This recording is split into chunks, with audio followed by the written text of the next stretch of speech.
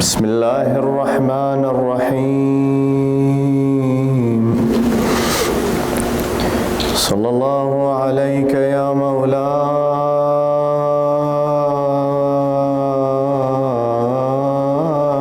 يا رسول الله، وعلى أهل بيتك المعصومين الأبرار الميامين المظلومين المضطهدين. والسلام عليك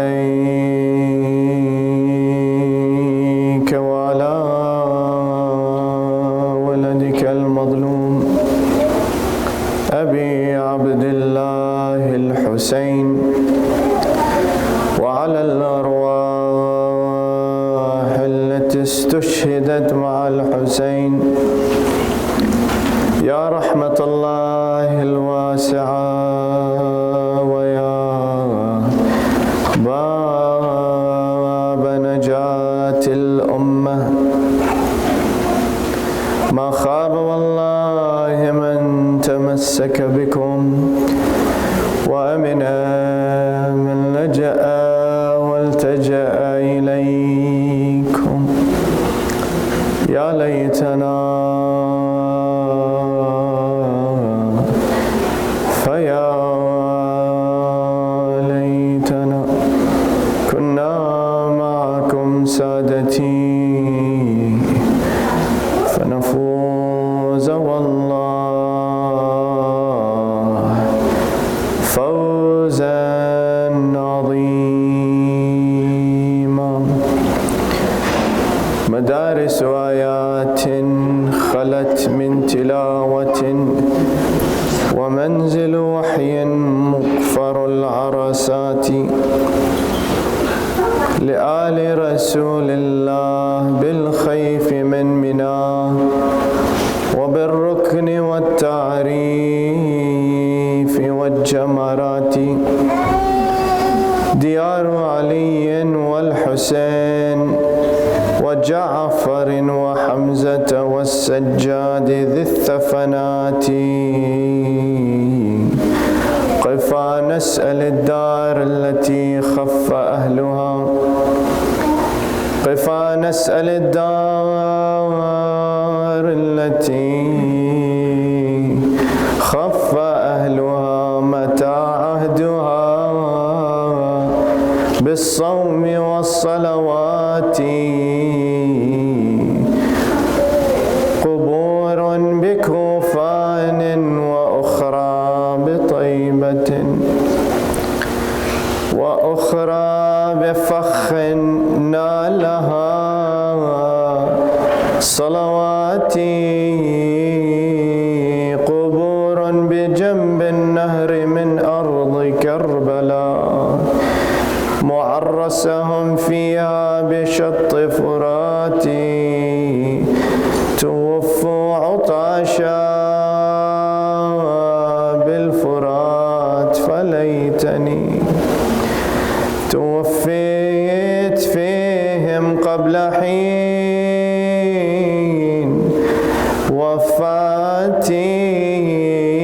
يا فاطم لو خلت الحسين مجدلا، وقد مات عطشانا بشط فراتي، إذا للطمت الخد فاطم عنده، وجريت دمع العين في الوجنات. فاطم قومي يا ابنة الخير، واندبي نجوم سماوات بأرض فلاتي. قال الله سبحانه وتعالى في محكم كتابه المبين: وما كان المؤمنون لينفروا كافة، فلولا نفر من كل فرقة منهم طائفة ليتفقهوا في الدين ولينذروا قومهم ولينذر قومهم إذا رجعوا إليهم لعلهم يحذرون آمنا بالله صدق الله العلي العظيم والسلام عليكم جميعا ورحمة الله وبركاته. Brothers and sisters, we spoke yesterday about this ayah of the Holy Quran from Surah At-Tawbah, in which Allah subhanahu wa ta'ala, He says, وَمَا كَانَ الْمُؤْمِنُونَ لِيَنْفِرُوا كَافَّةً, that it is not an obligation on all of the believers to leave Medina, to leave their homes, to go out and fight in the defense of Islam. It's not an obligation on everybody.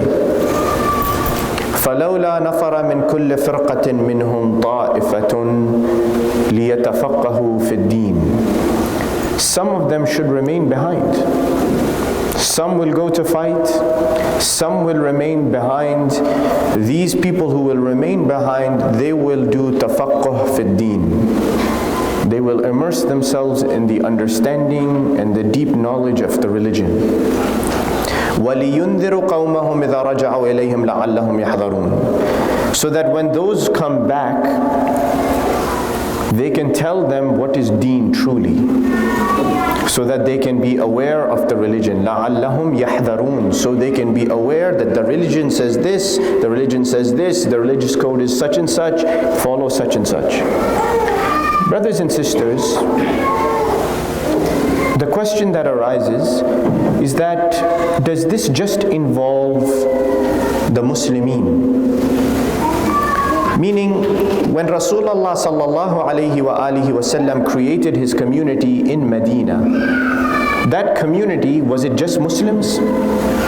No, it is an old community that was comprised not only of Muslims, but of Christians, of Jews, of other people as well. Medina was comprised of many different types of people, people of different religions. And Rasulullah sallallahu alayhi wa alihi wasallam had made a pact that Medina, the community of Medina, if the Christians and the Jews and others lived, it is fine. They were allowed to practice their religion, they were allowed to have their churches, they were allowed to have their temples, and they can practice. Freely they can practice. And that the law of the religion was such that it applies to everybody. The sanctity of humanity applies to everyone. The sanctity of humanity is not like these people who say today, the Daesh, that unless you follow what we follow, your blood is halal for us, we can kill you. Particularly the Shia of the Ahl al-Bayt. And today we see on the news, I'm sure you saw like I did, that the bombing that took place in Yemen, that killed several hundred people, it was a funeral home. And if you read the description of what has happened in Yemen, these are our Shia brothers, that they said there was a lake of blood in this funeral home from the bombing. Because the blood of a Shia is halal. Yes? He's a Shia, so he's an apostate. They said it. The Mufti of Saudi Arabia, what did he say? He said they're Shia, they're all apostates anyways. They're non-believers. Forget about Islam, forget about Ahl al-Kitab. They're non-believers. So I'm going to ask you again, that the religion that our Rasul brought, is this the tendency? And is this how Islam spread? And we spoke last night about this. There is an ayah of the Holy Quran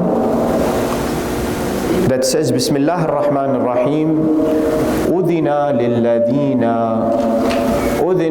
lilladhina yuqataluna bi'annahum dhulimu wa anna Allah ala nasrihim laqadir. The people, it just says on the people. It does not say Muslims, non-Muslim, this, or it says the people. It says on those who someone comes and they fight against them. On any people, if an enemy comes and is aggressing against you, fighting you, killing you, the Quran says dhulm has been done against you. Udhina lilladhina yuqataluna bi'annahum dhulimu wa anna Allah ala nasrihim laqadir. Tell the people that if some enemy comes and attacks them to spill their blood and kill them and persecute them, that dhulm has been done against them. And that Allah can give them victory. وَإِنَّ اللَّهَ عَلَى نَصْرِهِمْ لَقَدِيرٌ. Allah can give them support and help them and give them victory in their lives. And the ayah continues after that. It says, الَّذِينَ أُخْرِجُوا مِنْ دِيَارِهِمْ بِغَيْرِ حَقٍّ إِلَّا أَنْ يَقُولُوا رَبُّنَا اللَّهُ. These are the people who've been thrown out of their homes. Now I'm going to say that, does this apply just to a Muslim? That only a Muslim has been thrown out of their house? The Yazidi people in Iraq, Daesh has thrown them out of their homes, captured their women, raped, pillaged. Does Islam not protect these people? But the ayah of the Holy Quran, it says it very clearly. الَّذِينَ أُخْرِجُوا مِنْ دِيَارِهِمْ بِغَيْرِ حَقٍّ. The people who have been removed from their houses without any haqq. They didn't do anything wrong. They've been removed. إِلَّا أَن يَقُولُوا رَبُّنَا اللَّهُ. Except that they say that Allah is their Lord. وَلَوْلَا دَفْعُ اللَّهِ النَّاسِ بَعْضَهُمْ بِبَعْضٍ لَهُدِّمَتْ صَوَامِعُ وَبِيعٌ وَصَلَوَاتٌ وَمَسَاجِدُ يُذْكَرُ فِيهَا اسْمُ اللَّهِ كَثِيرًا. Now listen to this verse. Listen to this verse. And I hope you know that this is in the Quran. If Allah was not to protect the people, if Allah was not to push away those evil people, the evil people who attack the innocent, do you know what will happen? The ayah says, all the monasteries will be demolished. All the churches will be demolished. All the temples will be demolished. All the mosques will be demolished. Why? Because Allah's name was being taken in those places. It didn't just say mosque. It didn't say mosque only. It said monastery, church, temple, and mosque in which Allah's name is taken. The protection of Islam. Brothers and sisters, in Arabic when you say muwatana, muwatana means nationhood. Does that mean just Muslims? Or does it mean anybody who has a connection to this earth, the land that you live in? We have people who live in countries where there are Christian, Jews, Muslim, everybody. They all have connection to that earth. Does anybody have the right to say you don't belong here? Nobody has that right. The Quran is telling you, الَّذِينَ أُخْرِجُوا مِنْ دِيَارِهِمْ بِغَيْرِ حَقٍّ. The people who are thrown out of their houses, irrespective of religion. And if Allah does not protect them, then all the monasteries, churches, temples, mosques, all of them will be destroyed. And Allah says, look, just because this person is not a Muslim like you, maybe they're Christian, maybe they're Jew, maybe they're some other religion, does not mean that you have to hate them. This is not the principle of Islam. We talked yesterday that when the expeditions would go out, I'm going to ask you this question. And you'll say, this Maulana sits here and he asks lots of questions. They're rhetorical questions. Maybe to think a little bit more, that we all think. That when the Christians of Najran came to the Mubahila, the Christians of Najran came, the Mubahila happened, and you know the ayah of the Quran, قُلْ تَعَالَوْ نَدْعُوا أَبْنَاءَنَا وَأَبْنَاءَكُمْ وَنِسَاءَنَا وَنِسَاءَكُمْ وَأَنفُسَنَا وَأَنفُسَكُمْ ثُمَّ نَبْتَهِلْ فَنَجْعَلْ لَعْنَةَ اللَّهِ عَلَى الْكَاذِبِينَ. Call your children and our children, your sons and our sons, your women and our women, yourselves and ourselves. We'll do mubahila. The ones who are defeated, Allah's curse is on them. And the Christians were defeated. Now if they were defeated, or in the sense that they said, look, we will not do mubahila with you, did Rasulullah force them to convert? Did he? Have you seen anywhere in history that Rasulullah forced somebody to convert? Have you seen anywhere in the history that Rasulullah put a sword on someone's neck and said, you become a Muslim or I cut your neck? There is nothing in the history that says this, because this is not the principle of Islam. The expeditions after Rasulullah sallallahu alaihi wasallam's life that went out and spread at the hands of men like Yazid ibn Abi Sufyan, the brother of Muawiyah, when they went out, now they started to say, look, you don't become Muslim, we will kill you. You have to become a Muslim. And we will rob from you. Because anything that is a non-Muslim's property, we can take it from you. But brothers and sisters, is this Islam? And that's why I say tafaqquh fi deen, understanding religion is important. The Holy Quran, it says, لا ينهاكم الله عن الذين لم يقاتلوكم في الدين ولم يخرجوكم من دياركم. Allah is saying, Allah does not stop you from the people who did not fight against you. He does not stop you. لا ينهاكم الله عن الذين لم يقاتلوكم في الدين وأخرجوكم من دياركم أن تبروهم وتقسطوا إليهم. The ayah says very clearly, if these people are not fighting you in the religion, they're not trying to kill you, they're not trying to fight you, take your life, or if they don't take you out of your house, they're not aggressive against you, assaulting you, you can be good to them. And tabarruhum, you can be good to them. Allah is saying, if they're not fighting you, they're not killing you, they're not throwing you out of your house, you can be good to them. And tabarruhum wa tuqsitu ilayhim wallahu yuhibbul muqsitin. You should be good to them and you should do justice to them. Be just with them. The ayah of the Quran says it. Christian, Jew, anybody. This is the message of Islam. And unfortunately, this message of Islam has not spread necessarily, at least not with much depth in certain places of the world. I'm not saying everywhere. And this is why the followers of Muhammad wa Ali Muhammad, they must know what religion says. The message of our religion. Salawat ala Muhammad wa Ali Muhammad.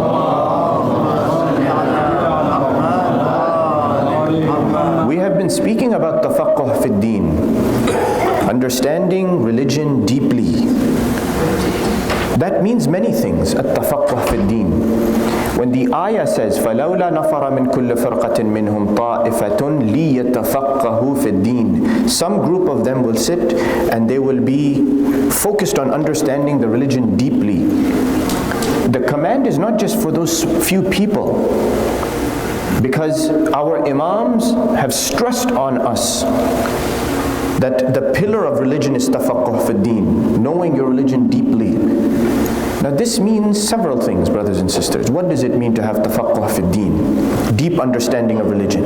So that when you go out and you meet a Christian, a Jew, somebody else, you can explain to them what your religion is, and not just sort of give bland answers and superficial answers by which you show your ignorance. Wal-'ayadu billah. It means a few things. It means that you understand the religion not just from one aspect or partially, but that you know the entire religion. You know the entire religion. I'll give you an example. When you go to do wudu, when you do wudu, do you just randomly go and take the water and do wudu? No, you have to ensure and know in your mind that one, the water is tahir, it has no najasa in it, or that it is qur, it is enough volume that the najasa will not change it, and that it is mubah, it is acceptable, it is permissible. You haven't stolen the water from somebody, right? You have to know these things. These are all requirements for your wudu. Same thing, let me ask you a question. I'll give you an example. I'll pose an example to you. Let's say there is a husband and a wife.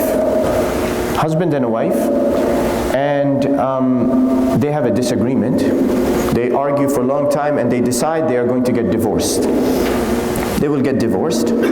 They have a talaq, they divorce. The period of the iddah, the waiting period, goes by. The period of the iddah goes by. After some time, after the period of the iddah goes by, the man dies. The man dies. Will she inherit from him?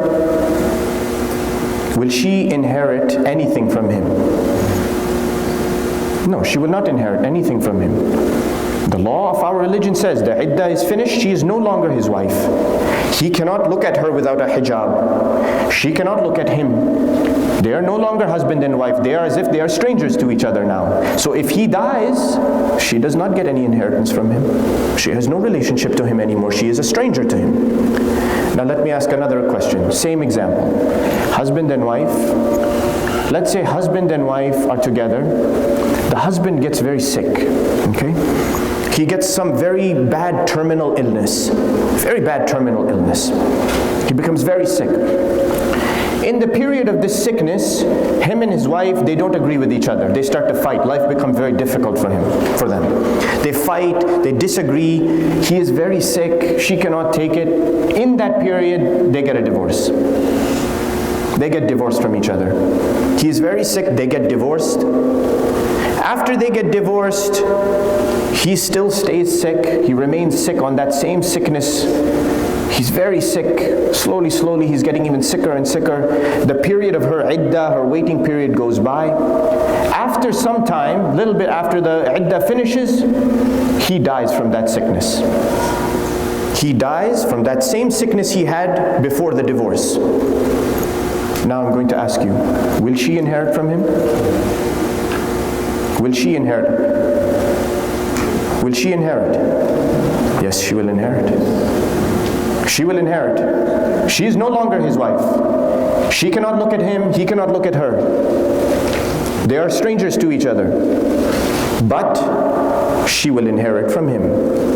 That is the shara'. That is the law of Islam. As long as three circumstances are upheld. One, she doesn't get married again. She's still single.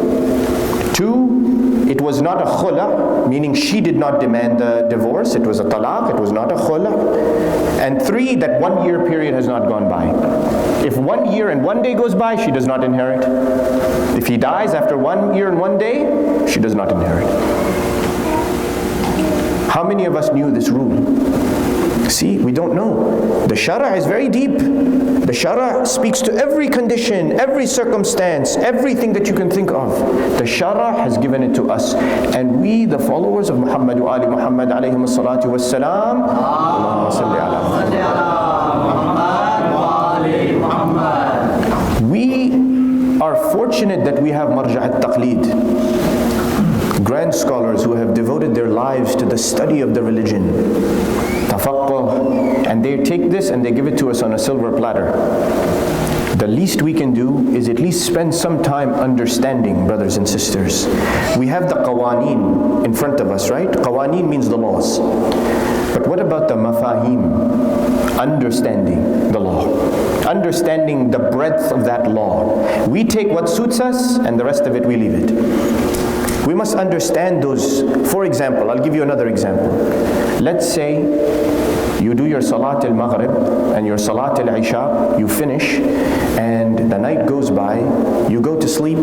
At 3 o'clock in the morning, you wake up all of a sudden, and you doubt, did I do my wudu before the Salat al-Maghrib or Salat al-Isha? Or did I do my Salat properly? Do you have to repeat your Salat?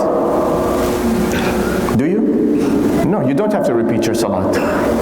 Because the time of the salat has passed. You are now in the middle of the night, past midnight, past the middle of the night.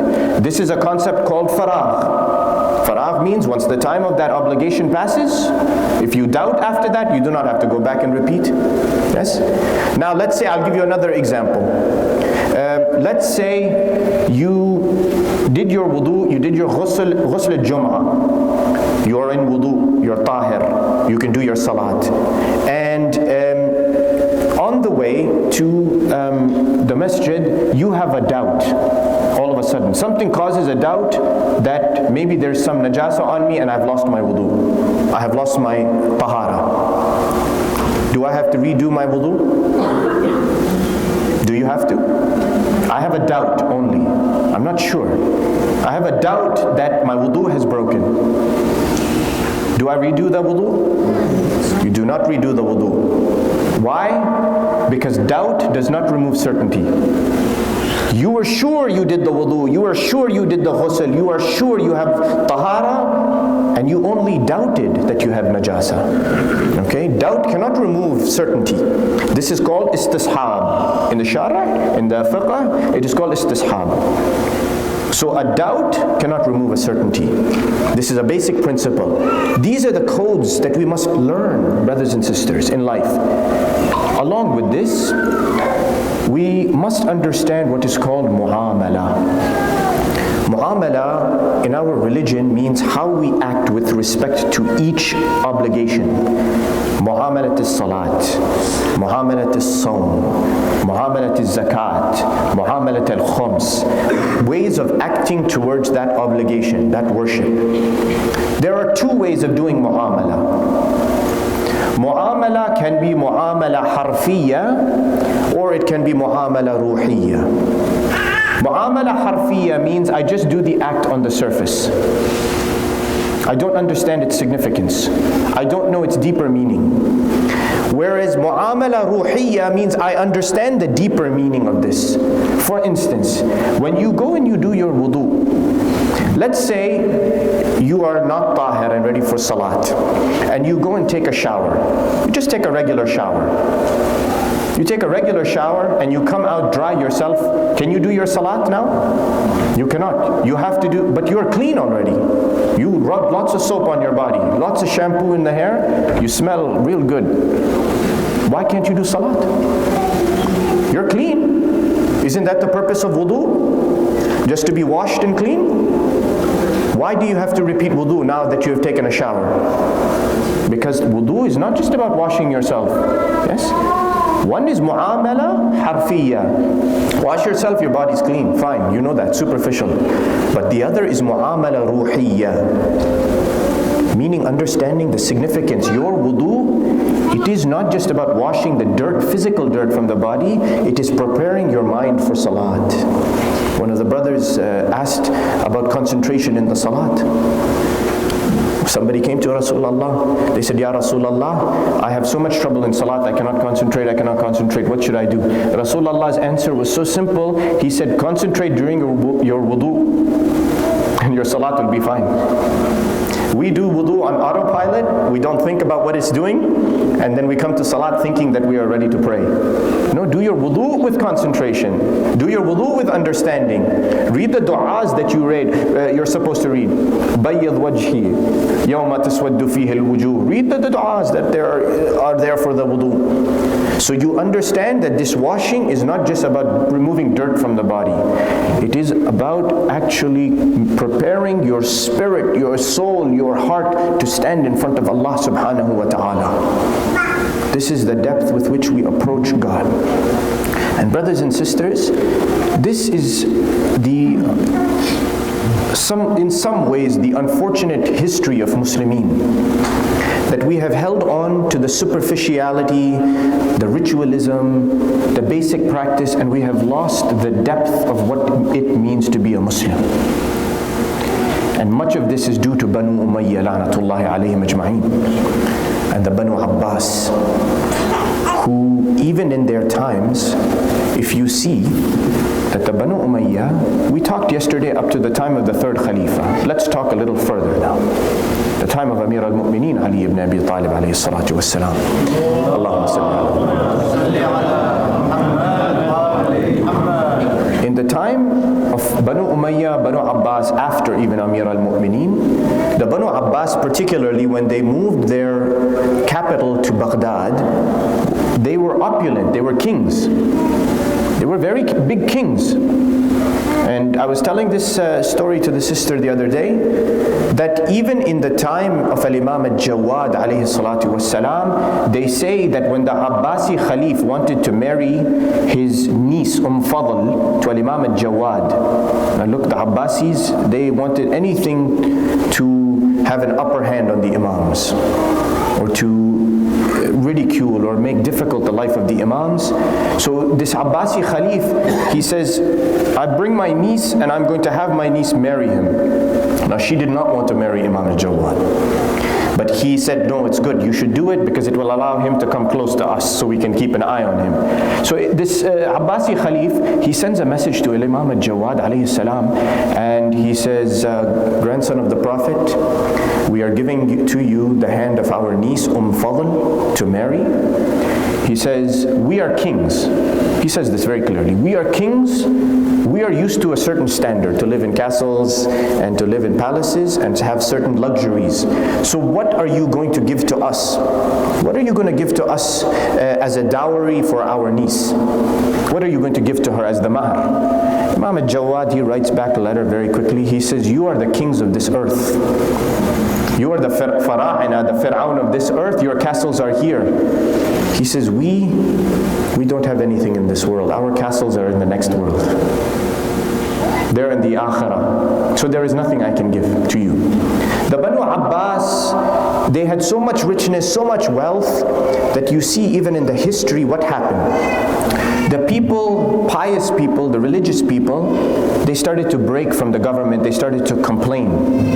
You read about a man like Hassan al-Basri, who used to speak out against the Banu Umayyah. And Hassan al-Basri is one of they call him one of the forefathers of the Sufi movement.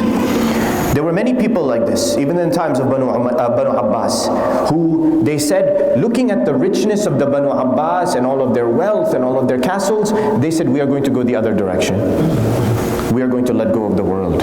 We are going to give up every possession. We will not have a shirt on our back. We will not eat any food. We go hungry. We let go of everything. Is this the way of Islam? And strangely enough, brothers and sisters, the Sufi, they trace themselves back to who else? Amir al-Mu'mineen, Ali ibn Abi Talib alayhi salatu wassalam. Salawat.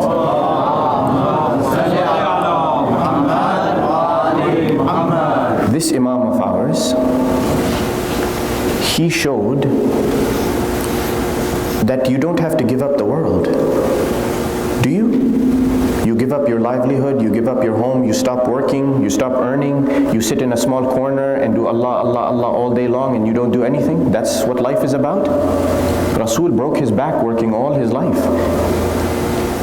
Imam Ali broke his back working all his life. Imam Baqir was a farmer. He used to go and till the ground. Our Imams worked. You don't leave society. You don't shun wealth and shun livelihood and home and all of possessions. No, that's not the cause of Islam. But you recognize that there is a combination of the two by which you can be very good. They say Imam Ali alayhi salatu wassalam, I will tell you the dua of Imam Ali. Allahumma salli ala Muhammad. And you will understand why the Sufis, they all say that Imam Ali was the source of Sufism. Maytham al-Tammar, he describes that one day I heard Amir al-Mu'mineen, I saw him do 4 rak'at of salat, and then I heard him read this dua. I will tell you a piece of it. This dua, I have never heard anything like it. Maytham al-Tammar, he says. He says, I heard Amir al-Mu'mineen saying, Ilahi kayfa ad'uk wa qad asaytuk. Allah, how can I call on you? How can I do your dua when I have disobeyed you, Ya Allah? Kayfa ad'uk wa qad asaytuk. But then he says, wa kayfa la ad'uk wa qad araftuk. But how can I not call you, Ya Allah, and I know who you are? How can I not call on you and I know who you are? مددت إليك يدي بالذنوب مملوءة وعينا بالرجاء ممدودة. I am opening my hands in front of you, Ya Allah, filled with sins. But at the same time, my eye is looking at you, Ya Allah, filled with hope. أنت مالك العطايا وأنا أسير الخطايا. You are the Lord, you give to everybody. You give to everybody, Ya Allah. And I am the asir, I am the captive, I am the prisoner, I am the slave who just makes mistake after mistake after mistake. ما أضيق الطريق على من لم تكن دليله. How difficult is the road for the people who you are not their proof, Ya Allah. Now this line, listen very carefully of Amir al-Mu'mineen. Amir al-Mu'mineen, he in his dua, he says, لَإِن طَالَبْتَنِي بِذُنُوبِي لَأُطَالِبَنَّكَ بِعَفْوِكَ. Ya Ali. He says, Allah, if you call me on the day of judgment to account for my sins, you will call me to account for my sins. Ya Allah, I will call you by your name of forgiveness. If you call me to account for my sins, Ya Allah, I will call and ask you by your mercy and your forgiveness of me. Ya Allah. You want to know? That is a arif. That is someone who is connected to Allah subhanahu wa ta'ala and understands that relationship. And maybe after the ashar we will speak about what is ma'rifatullah according to Amir al-Mu'mineen Ali ibn Abi Talib alayhi salatu wassalam.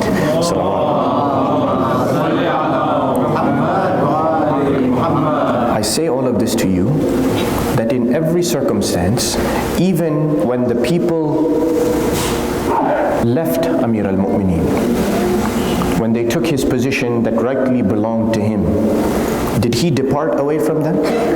Did he leave them? Did he stop helping them? No, he helped the first Khalif. He helped the second Khalif. He helped the third Khalif. He helped anyone who needed help. He stayed in society. He could have left.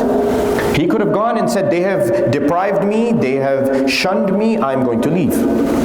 No, he stayed. Brothers and sisters, that is an example for us in our communities, that just because things don't go our way in the community, don't run away.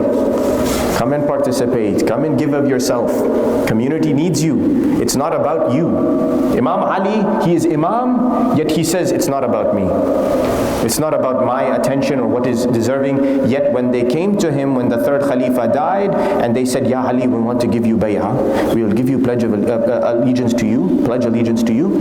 Amir al-Mu'mineen didn't want it. Finally they pushed him.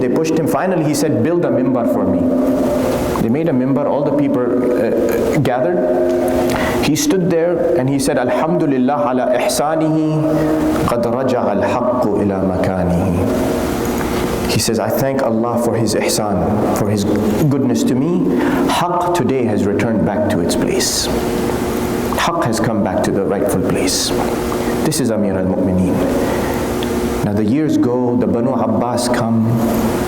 You see people start to shun worldly life. They say, no, we don't want to be in society because society is all about money and wealth and this and that. We just want to do Ya Allah, Ya Allah, Ya Allah in a cave somewhere. Then you have those who are collecting wealth upon wealth upon wealth. You see what the Muslim Ummah, what's happening to it. There is no depth of understanding. Gone are the days where someone can be pious, devoted to Allah like Amir al-Mu'mineen, and be in society, running the government, helping the Muslimin, earning a living, taking care of the orphans, taking care of the poor, doing what is necessary. People are separating now. See how religion now has gone one way in for this direction, and one way in this direction, and one way in that direction. Gone is the true understanding. So much so that as you see in history, that even in the Muslim Ummah, as the Muslim Ummah began to spread, the Abbasi Khalifs, when they began to fear that their sultanate was going to be destroyed, their capital, their rulership was destroyed, what did they do? They went and they started to train these soldiers called the Mamluk. I'm sure you know. The Mamluk, they were slaves, usually Turkish slaves, that they would bring in as children, and they will train them to be soldiers from a young age. There were many of these kids who were brought in, Mamluk, slaves, trained to be fighters. All they were was fighters. These Mamluk who were trained by the Abbasi Khalif to be his personal army, many of them were Christians by birth. But because they were taken away unfairly from their parents, they forgot who they were. And in the hundreds and hundreds of years that then passed, do you know what happened to those Mamluk? Eventually they became strong. And they grew up as Muslims, but not understanding what is true Islam. And do you know what they did? Eventually they are the army. What happens when the army becomes very strong? It takes over. Martial law takes over. We see this in many countries, that eventually when the army becomes strong and they don't like the civil government, the army comes and takes over. The Mamluk, they came in and they started their own dynasty. Much of it was found in Egypt. You see, and these people who now were slaves knew nothing about Islam except what they knew about fighting and being a soldier. Now they are running the Muslim government. Do you think that there's tafaqquh fi deen in this? Do you think there are the principles what Rasul taught in Medina back hundreds of years before this? Maybe not. Maybe there is not. In the same way, brothers and sisters, there were many dynasties that were starting. There were many kingdoms that were coming about. Even if you see in the history, the Mongols, you all know Genghis Khan. When Genghis Khan, he started his empire in 1206, and he instituted what is called the Yasa. The Yasa is basically a military code. The Mongols did not have a proper religion, a national religion. They had what was called the Yasa, which is a military code. How to fight, how to dominate your enemy, how to take over lands. And they were brutal. They were brutal. They will come down like a scourge into the Muslim Ummah, and they will kill and they will pillage. So much so that the grandson of Genghis Khan, named Hulagu Khan, who was one of the Khans, one of the rulers, he comes to Baghdad. He lays siege to Baghdad. It is one of the great events of history where Baghdad is destroyed. And they say Baghdad was a city of knowledge at that time. When he destroyed the city, the ink from the books was running in the Euphrates River. Was running in the river because they had burned it to the ground. Not only does Hulagu Khan destroy Baghdad, but he kills the Abbasi Khalif. He takes him, he tortures him, and he kills him. Now, what he doesn't realize is that his cousin, Birkai Khan, who is his cousin, also the grandson of Genghis Khan, he has become a Muslim. He's a Mongol, he has become a Muslim, and he gets angry at his cousin. That why did you come and kill the Khalifa? So he starts fighting against him. Birkai Khan and Hulagu Khan, they have a civil war, they start fighting against each other. In the middle of this, eventually, the Mongol horde is removed, and Islam is established as the national religion. Now again, I'm going to ask you, how much tafaqquh fi deen do you see? I'm giving you one side of the picture. But in this, was there any lesson, like Rasulullah said, that no, some should stay behind and learn? And there were scholars at that time. But you are seeing now what is called separation of mosque and state, basically. The rulers are one, and the mosque is one. The people who are spreading Islam are one, and the ones who know Islam, who are the faqih of Islam, they are one. They are something different. This is what you see, that today, when Islam spreads, is it spreading with the word of Rasulullah? Is it spreading the way Rasulullah wanted it to spread? Is it spreading with the code of the Quran? Is it spreading with the humanity of Rasulullah sallallahu alayhi wa alihi wa sallam? Salawat ala Muhammad wa Muhammad. Because the ayah of the Holy Quran, what does it say? وَبِمَا رَحْمَةٍ مِّنَ اللَّهِ لِنْتَ لَهُمْ وَلَوْ كُنْتَ فَضًّا غَلِيظَ الْقَلْبِ لَانْفَضُّوا مِنْ حَوْلِكَ. It is by the rahmah of Allah, the mercy of Allah, that they loved you, Ya Muhammad, that you were gentle with them. Because if you were hard-hearted, Ya Muhammad, you were a hard person, coarse person, they would have run away from you. Is Islam being spread like this? And that's why you see that in some places the aqa'id, the strong belief of the Muslims is not there. And that's why you have to distinguish yourself as being one who has deepness. You don't follow the crowd, unfortunately. Even if that crowd is Muslim, it does not say I'm going to go follow that crowd. Follow what is truth. Not just because those are Muslim, I'm going to follow them. That group is Muslim, so I go join them. Yes, you want unity in Islam, unity amongst Muslimin, but not just for the sake that someone is a Muslim. You want to follow what is true. Rasulullah sallallahu alayhi wa alihi wa sallam, he would say,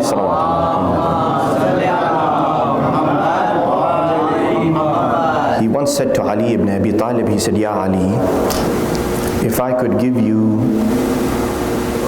600,000 dirham or 600,000 sheep, and in its place give you a few pieces of advice instead, which one would you take? Amir al-Mu'mineen, he says, Ya Rasulullah, give me the advice. I will take the advice. Rasulullah sallallahu alayhi wa alihi wa sallam, he said, Ya Ali, إذا رأيت الناس يشتغلون بالفضائل فاشتغل أنت بالفرائض. If you see, Ya Ali, the people, all of them, they are going to do the nafila prayers, all the extra stuff that is not required of them. You make sure you do the obligatory stuff properly, Ya Ali. That's not to say don't do the nafila. Understand the point that Rasul is making. Rasulullah, he says, Ya Ali, إذا رأيت الناس يشتغلون بكثرة العمل فاشتغل أنت بصفوة العمل. Ali, if you see the people doing lots and lots and lots of good deeds, you make sure you do few good deeds, but those that are really good deeds, excellent deeds. Few but excellent. Quality, not quantity, Ya Ali.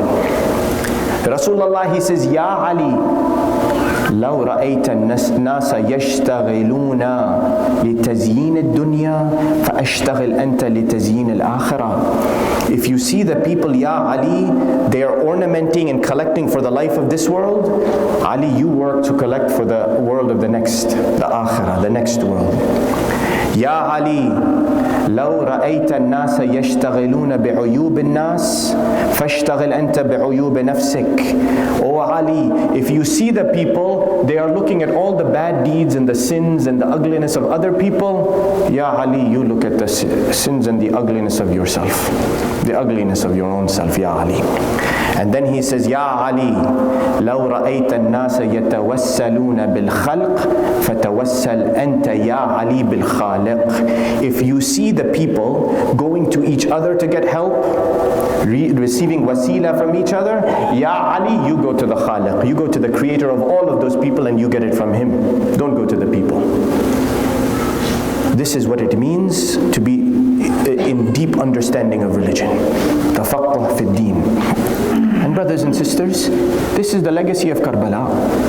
That's why you will see that the army that was 73 men on the side of Abi Abdullah al-Hussein alayhi salam against an army of 30,000 at least. Some say more than 100,000. Many of the books say more than that. 73 against an army of thousands of men. So do you say that by the numbers who is right or who is wrong? No, you don't. You say by the quality of what is there. What is good, that is there. That's why when they arrived in Karbala, when they reached into Karbala, and Imam Hussein alayhi salam, he asked the name of the place, and the man came and he said, this land is known as Karbala. Imam Hussein, he says, Allahumma a'udhu bika min al-karbi wal-bala. Allah, I seek your refuge from the difficulty, karb and bala, from the trial and the difficulty.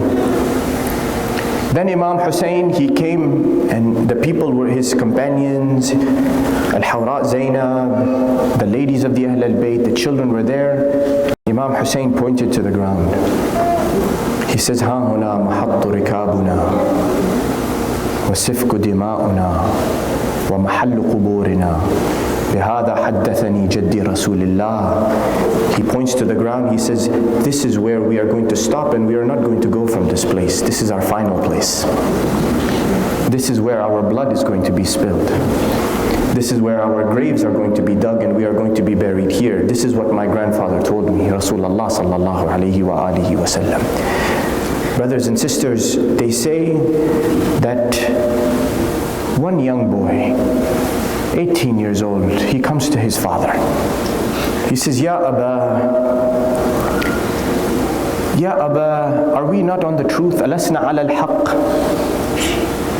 Imam Hussein, he says, Bala ya bunay ya Ali. He says, my son Ali, we are on the truth. We are on the haqq. Imam Hussein, he says this, Ali and al-Akbar, he answers, he says, إِذَنْ يَا أَبَا لَا نُبَالِ أَن نَمُوتَ عَلَى الْحَقِّ. He says, my father, if we are on the truth, then we are not afraid to die for the truth. We are ready to die for the truth, Ya Aba. This is the son of Abi Abdullah al-Hussein, Ali and al-Akbar. Brothers and sisters, this is the one who, what can you say about the one who, when the history describes that the word spread through the camp of Abi Abdullah al-Hussein, that the permission has been given to Ali and al-Akbar to go to the battlefield, the state of the ladies of the Ahl al-Bayt changed all of a sudden.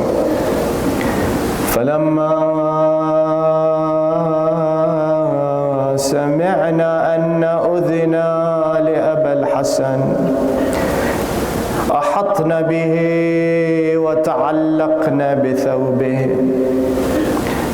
The ladies, when they heard that Ali al-Akbar has been given permission to go to the battlefield, they ran to him, they circled around him and surrounded him. They held onto his clothes and clutched onto him and would not let go. They kept saying to him, Irham ghurbatana, Irham ghurbatana. Keep on staying with us, Ya Abul Hassan, O Ali al-Akbar. Have mercy on our weakness. What will we do when you leave? What is going to happen when you go away from us? Al-Imam al-Hussein is watching his son Ali al-Akbar. They say that parting of the father and the son, what can you say about this? Ali al-Akbar comes to his father. They say, Imam Hussein, he says, Ya bunay, ya waladi, ya Ali, ilayya, come to me, ya Ali, come to me, ya Ali al-Akbar. Uwaddi'uka wa tuwaddi'uni, wa ashummuka wa tashummuni. Come to me, ya Ali al-Akbar. Let me bid you farewell, Imam al-Hussein said, and you bid me farewell. Let me smell your fragrance, ya Ali al-Akbar. You smell my fragrance, ya Ali al-Akbar. They say Ali al-Akbar went out to the battlefield. He went out to fight the enemy soldiers.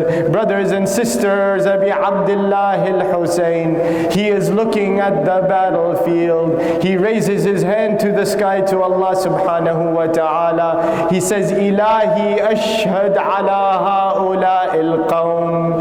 Laqad baraza ilayhim غلام أشبه الناس خلقا وخلقا ومنطقا برسوله. Imam Hussein, he says, Oh Allah, bear witness, see what these enemy soldiers are doing. Bear witness upon them, Ya Allah. This young boy, Ali al-Akbar, who is going out to the battlefield, he is the Shabih of Rasulullah. He looks like Rasulullah. He sounds like Rasulullah. His acts are like Rasulullah. He is the one who resembles your Rasul, Ya Allah. وَكُلَّمَا اشْتَقْنَا إِلَى نَبِيِّكَ نَظَرْنَا إِلَى وَجْهِهِ. Every time we missed your Rasul, every time we wanted to see the face of your Rasul, Ya Allah, we will look at the face of Ali al-Akbar.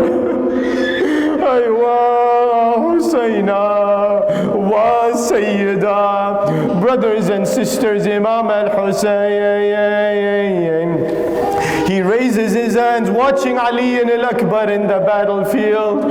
He says, Ya Allah, imsik anhum barakat al-ard wa mazziqhum tamziqa wa farriqhum tafriqa waj'alhum tara'iqa qidada.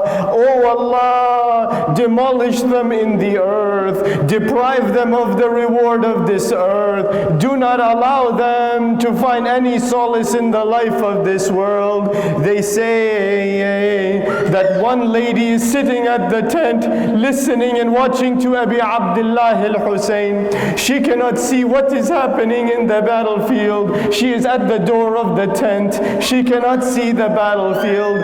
All she can see is the face of Abi Abdullah al-Hussein. They say that Ali al-Akbar, he is in the battlefield. One of the enemy soldiers who is a very champion, very great soldier, his name is Bakr ibn Ghanim. Bakr ibn Ghanim comes to challenge Ali al-Akbar in the battlefield. They say that the look on Imam Hussein's face changes. All of a sudden Imam Hussein is worried. There is this look. Layla, she is watching the face of Imam Hussein from the tent. She says, Ilahi,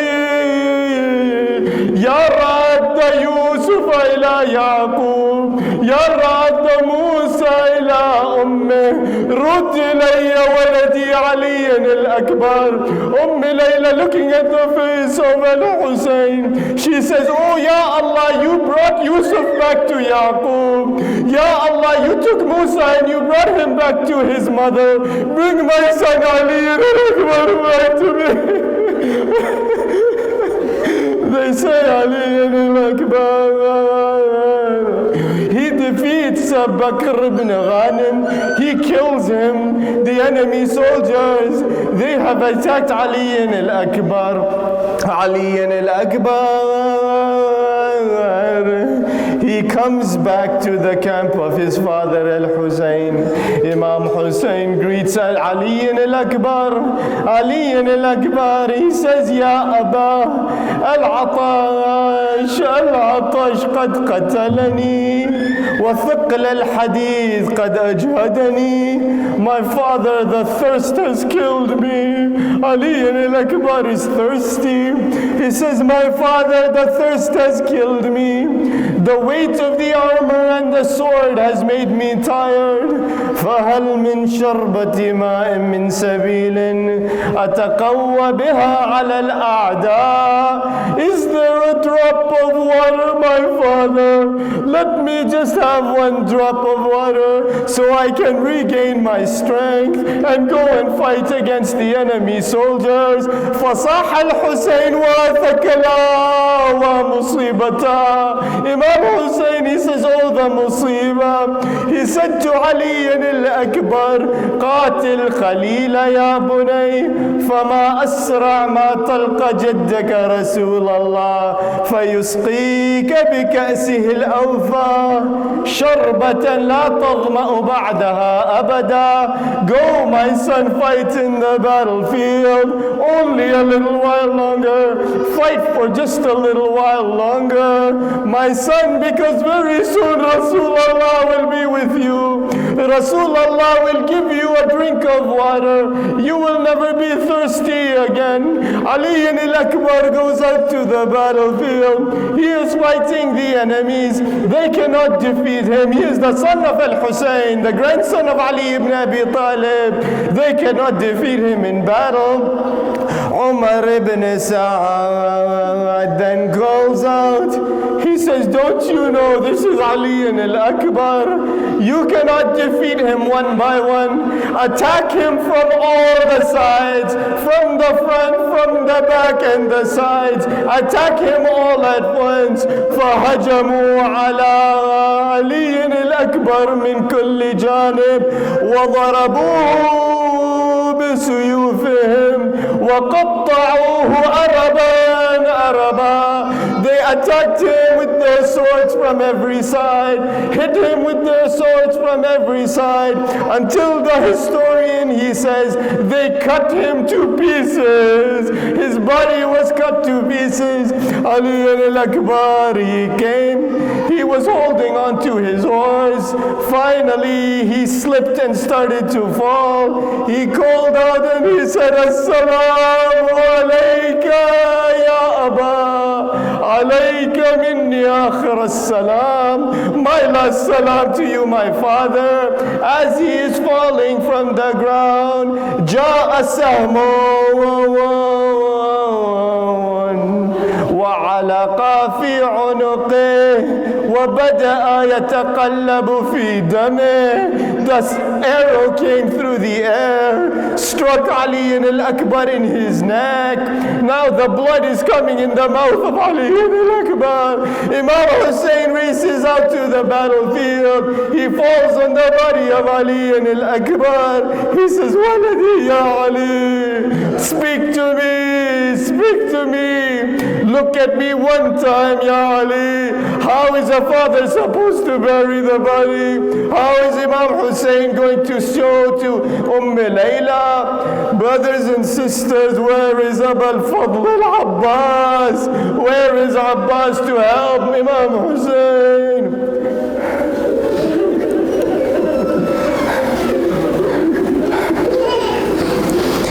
Inna lillah.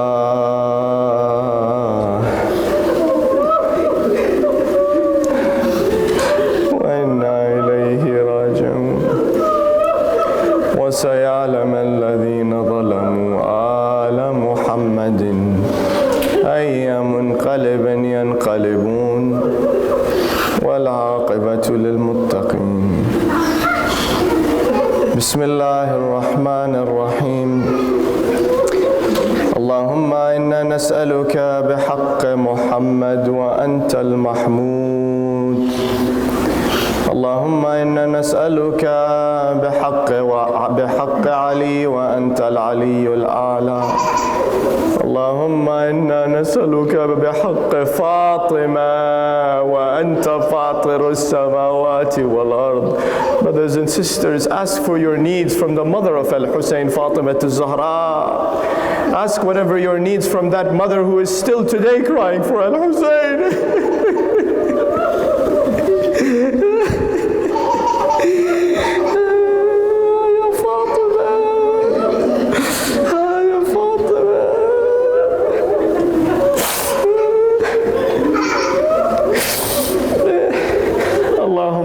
نسألك بحق الحسن وأنت المحسن ونسألك بحق الحسين الشهيد بكربلاء وأنت قديم الإحسان اللهم إنا نسألك بحق التسعة المعصومين من ولد الحسين فرج عنا يا الله فرجا عاجلا قريبا كلمح البصر وهو أقرب من ذلك وافرغ علينا صبرا وتوفنا مسلمين والصلاة والسلام على سيدنا محمد وآله الطيبين الطاهرين صلوات